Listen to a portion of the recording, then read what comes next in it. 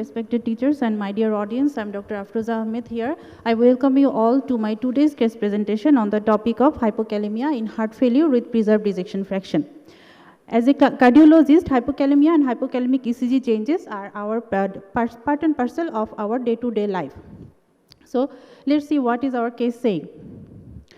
Our case, a 94-year-old lady, a known case of bronchial asthma, presented in ER with a complaint of cough, fever, and shortness of breath and wheeze for the 7 days, orthopnea and SOB on minimal exertion for 2 days and palpitation for 2 hours.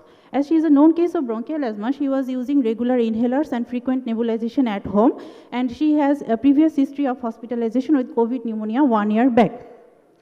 On examination, she was agitated, restless, and dizzy. Her oxygen saturation was low. On chest examination, she had vesicular breath sound with prolonged expiration and bronchi. She had also features of consolidation at the right side of the chest, and she had bilateral basal crepitation also.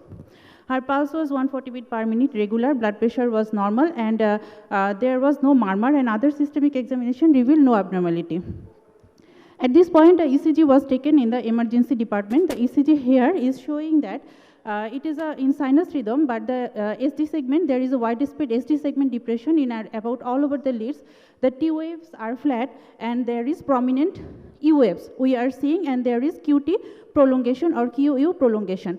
Just after seeing the ECG, the first thing comes in our mind that are we dealing with a case of electrolyte imbalance, or is it a hypokalemia? Let us see. The lady got admitted in the HTU, and few hours later, there was a call for cardiologist. After seeing this ECG, it was hello cardiologist. This ECG here, we are seeing that the lady has developed frequent ventricular ectopics and frequent in the form of couplet triplets, and there are also short run subventricular ectopics. Ectopics are irregular, and just after a prolonged QT, in the rhythm strip you see there are short runs of VT. In the meantime, her blood parameters report was available, and her potassium level was showing to be 3.1 millimole per liter. That is definitely it's a case of hypokalemia. After seeing this ECG, we started the IV magnesium and IV potassium supplementation, and we got the lady stabilized after a few hours, and the ECG was like that.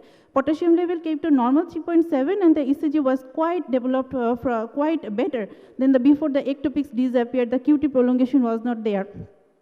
As the lady was having some features of heart failure, and the lady was dyspneic, she was having respiratory alkalosis also, and there was chance of again decrease of potassium level, and this thing happened. Next morning, her ECG again showed up like this. She was having multiple ventricular ectopics and short runs of VT and QT prolongation. And this morning, her blood potassium level came to low again, and potassium was 3. We again give IV potassium and magnesium supplementation. We checked other electrolytes also. And after giving the supplementation properly, the lady stabilized after a few hours.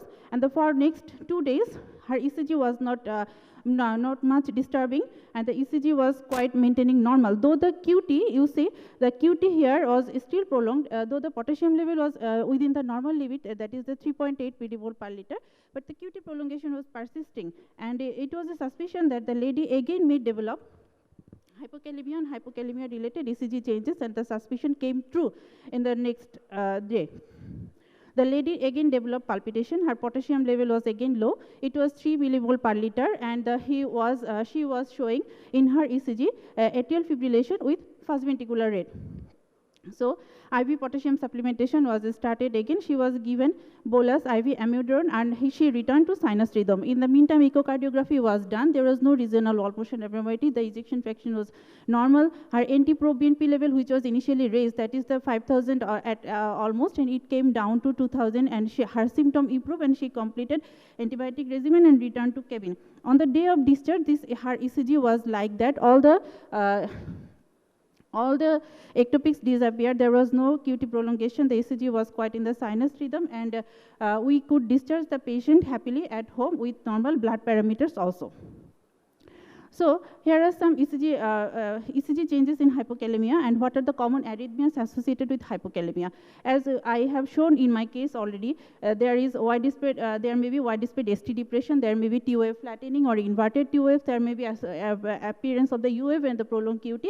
And what are the common arrhythmias associated? These are the frequent ventricular and supraventricular ectopics, atrial flutter and fibrillation, atrial tachycardia, even the life-threatening VT or torsades T-pointes may have. So the take-home messages are ECGs of hypokalemia may look innocent first, which subsequently lead to life-threatening arrhythmia.